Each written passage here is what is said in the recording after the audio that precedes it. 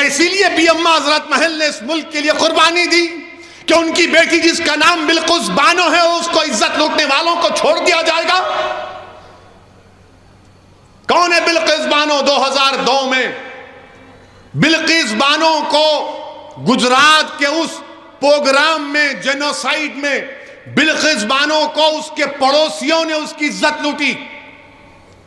वो बिल्किस बानो जो पड़ोसियों को चचा कहती थी, उन चचाओं ने बिल्किस बानो की इज्जत लूटी।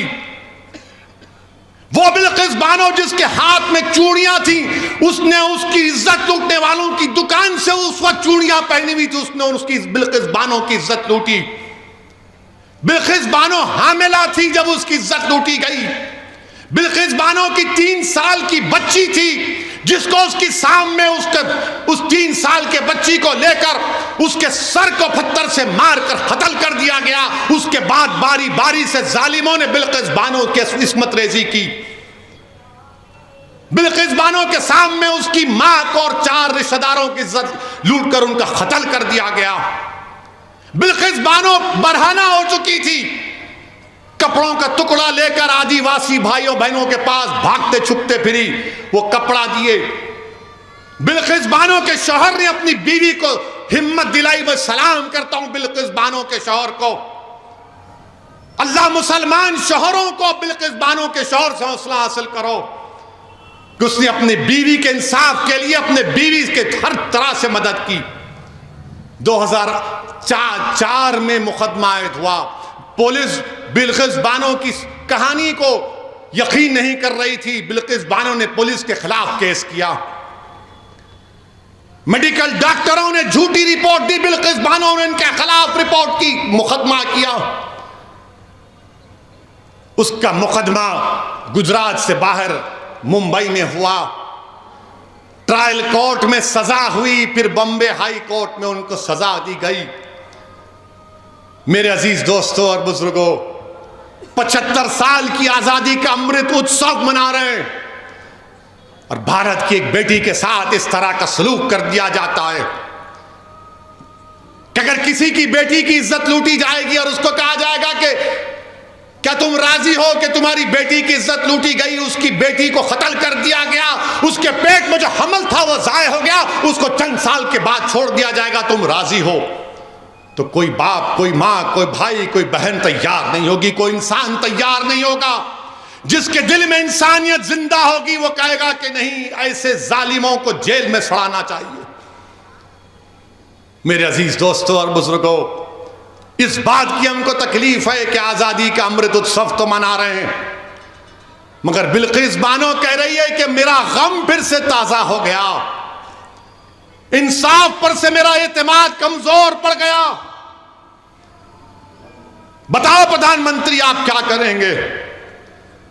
और रिव्यू कमेटी जो क्लेमेंसी दी गई सीआरपीसी में है, कानून में गुंजाइश है कि अगर कोई कैदी इतने साल जेल में रहता है तो हुकूमत के पास इख्तियार है।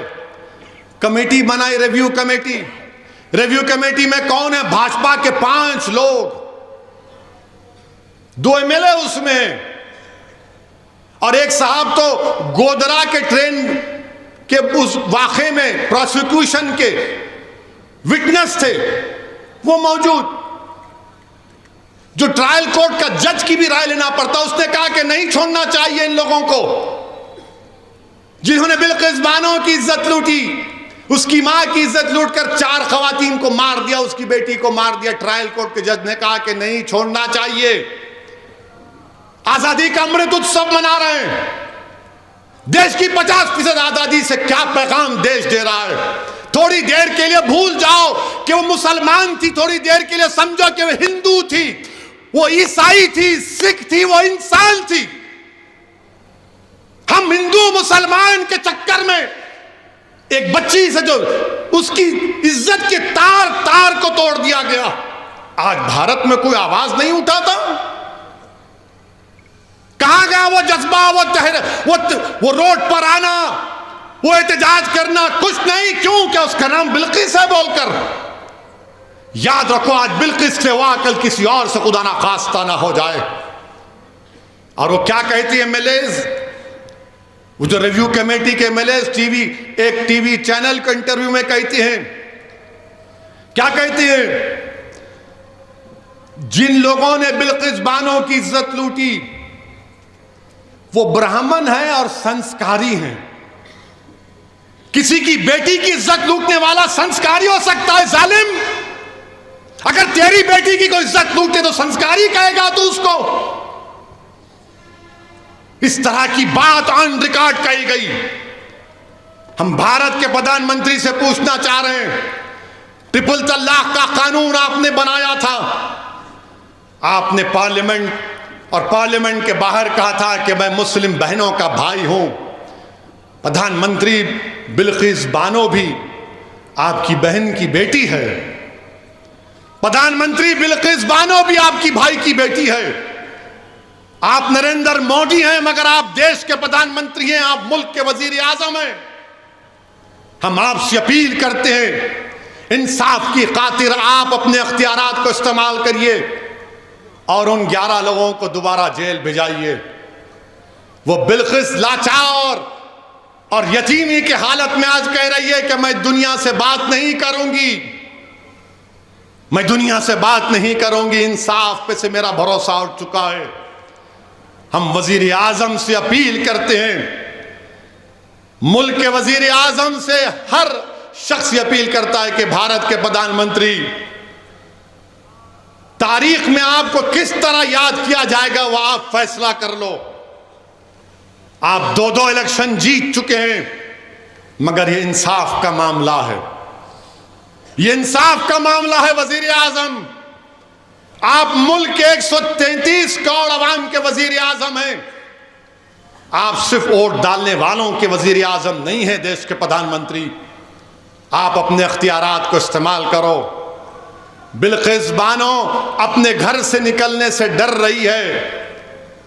हम देश के वजीर आजम से, मुल्क के वजीर आजम से कहना चाहते हैं, आजादी का अमृत उत्सव मनाइए मगर देश की 50% आबादी को आपकी सरकार ने, आपकी पार्टी ने गलत पैगाम दिया।